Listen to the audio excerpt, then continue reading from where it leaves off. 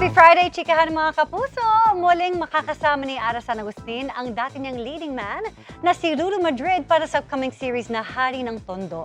At bago yan, mapapanood muna siya sa ikatlong Mother's Month special ng Magpakailanman. Makichika kay Nelson Canlas. Magsama sa iisang bubong. Isang kontrobersyal na kwento ang tampok sa episode ng Magpakailanman ngayong Sabado. Sa episode na pinamagatang Mana sa Ina, ilalahad ang buhay ni Leslie played by Ara San Agustin kung paano nagiging mapaglaro ang tadhana.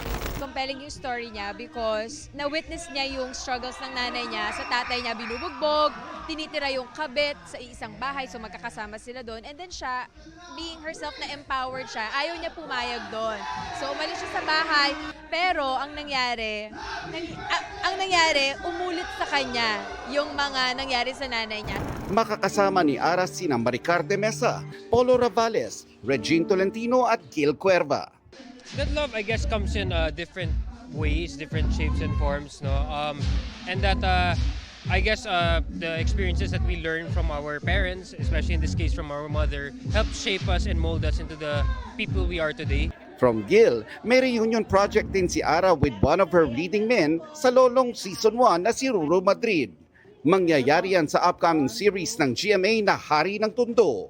Number 1, nandito si Kuya Dennis, si Ruru, tapos ang star-studded ng mga kasama. So may konting pressure. Actually, may pressure talaga.